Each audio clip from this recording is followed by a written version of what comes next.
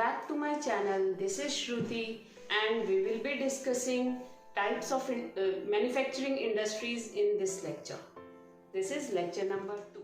We will discuss factors influencing location of an industries. यानी ऐसे कौन से फैक्टर्स हैं जो कि एक इंडस्ट्री की लोकेशन के लिए इम्पॉर्टेंट हैं.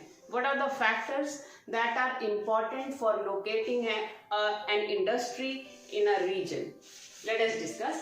First, there are two types of factors that influence the location of an industry.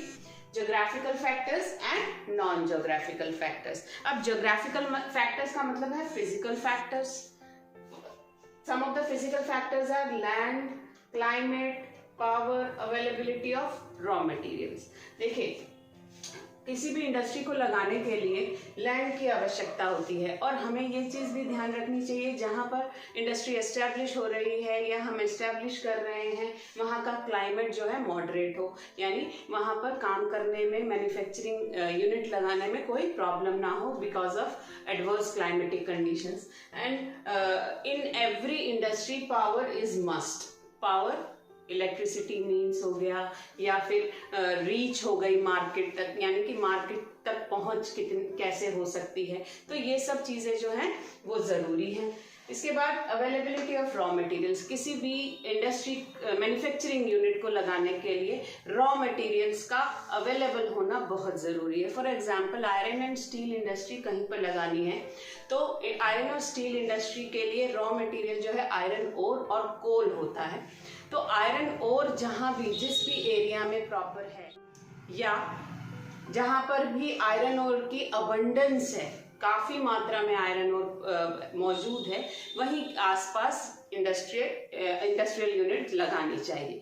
इससे क्या होगा कि आपके बहुत सारे जो प्रॉब्लम्स हैं वो सॉल्व हो जाएंगे. अगर किसी भी इंडस्ट्री से जो रॉ मटेरियल्स हैं वो दूर मिलेंगे तो आपका बहुत ज़्यादा कैपिटल इन्वेस्टमेंट हो सकता है. तो ये हो गए ज्योग्राफिकल फैक्टर्स जो कि किसी भी इंडस्ट्री को एस्टैब्लिश करने के लिए ज़रूरी है. Let us discuss non geographical factors. Non geographical factors में government policy, labor, capital, banking, transport, insurance, etc. These are the non-geographical factors affecting the location of an industry. सबसे पहले तो गवर्नमेंट पॉलिसीज. जहाँ पर भी आप मैन्युफैक्चरिंग इंडस्ट्री लगा रहे हैं, मैन्युफैक्चरिंग यूनिट लगा रहे हैं, वहाँ की गवर्नमेंट पॉलिसीज अच्छी होनी चाहिए. यानी लोन्स की फैसिलिटी गवर्नमेंट बैंकिंग से अच्छी तरह मिल जाना चाहिए, या फिर जो भी आपको लाइसेंस चाहिए इंडस्ट्री के लिए वो भी आराम से मिल जाए. तो गवर्नमेंट की जो पॉलिसी है वो लायबल होनी चाहिए अगर कहीं पर भी हम इंडस्ट्री लगा रहे हैं तो. Next is labour. Proximity to labor is very important factor for establishing an industry. किसी भी इंडस्ट्री को एस्टैब्लिश करने के लिए लेबर की ज़रूरत होती है. Without manpower industry will not take up और गेन प्रॉफिट. तो लेबर की प्रॉक्सिमिटी, चीप और एफिशिएंट लेबर मिलनी चाहिए अगर हमको इंडस्ट्री लगानी है. तो कैपिटल, जहाँ भी आप इंडस्ट्री लगा रहे हैं उसके लिए हर चीज़ के लिए पैसा लगेगा. Whether it is labour, whether it is machines, tools, instruments, और you have to buy raw materials also. तो ये सब चीज़ें जो हैं बिना कैपिटल इन्वेस्टमेंट के नहीं होगी. A lot of capital is required for establishing an industry. Next is banking. Banking policy भी ठीक होनी चाहिए, फ्लेक्सिबल होनी चाहिए, जिससे कि अगर आपको कभी बैंक की सहायता लेने की ज़रूरत पड़े तो आसानी से आपको बैंक जो है वो आपको हेल्प करे. इसके अलावा ट्रांसपोर्ट फैसिलिटीज़ भी होनी चाहिए, यानी कि आपका जहाँ पर भी आप इंडस्ट्री एस्टैब्लिश कर रहे हैं वो एक्सेसिबल लेवल होना चाहिए. रीजन एक्सेसिबल का मतलब है कि आसानी से पहुँच पाए उस जगह पर. तो ट्रांसपोर्ट फैसिलिटीज़ भी प्रॉपर होनी चाहिए, कम्युनिकेशन फैसिलिटीज़ भी प्रॉपर होनी चाहिए. इसके अलावा इंश्योरेंस पॉलिसीज़ भी अच्छी होनी चाहिए. जो भी आप मैन्युफैक्चरिंग इंडस्ट्री लगा रहे हैं तो आपको ये देखना चाहिए कि whether it is the manufacturing unit can be insured और नॉट. ऐसे चीज़ों का इंडस्ट्रियल यूनिट लगाना चाहिए जिसका कि इंश्योरेंस हो सकता है. तो these were the non geographical factors. First were geographical factors. These were the important factors that affect the location of an industry. Let us discuss about industrial region. Industrial region is cluster of many industrial units in a region. जब एक साथ बहुत सारी industries एक ही reason में establish हो जाती हैं because of favourable factors like land, water, raw materials, labour, banking policy, transport facility, इन्हीं फेवरेबल फैक्टर्स की वजह से या इन फेवरेबल का फैक्टर्स का फ़ायदा लेने के लिए जब एक ही रीजन में बहुत सारी इंडस्ट्रियल यूनिट्स एस्टेब्लिश होती हैं, that region is known as industrial region. ऐसे बहुत से इंडस्ट्रियल रीजन्स हैं जो कि वर्ल्ड और इंडिया में फेमस हैं। Mainly there are 8 industrial regions in the world as well as 8 industrial regions in India also. Let us discuss these industrial regions.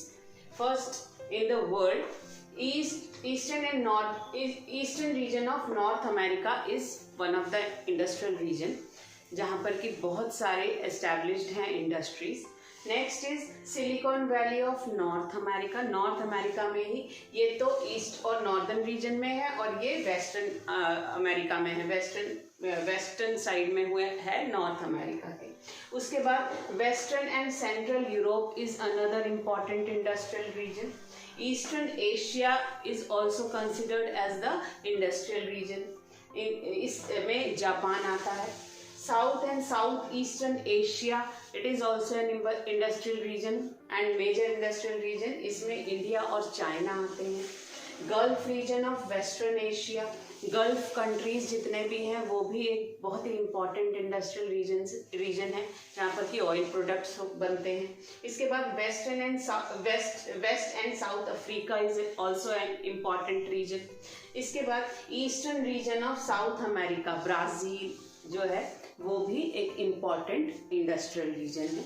इन सभी इंडस्ट्रियल रीजन्स में बहुत सारी मैन्युफैक्चरिंग यूनिट्स जो हैं वो एस्टैब्लिश्ड हैं। Next in India, late us discuss Mumbai Pune region is most important industrial region for textile as well as machinery, and it is the cotton growing belt, that is why most of the textile industries lies here. Next is Hooghly region. Hooghly region is important region, and in this Hooghly region most of the petrochemicals and mineral based industries are established.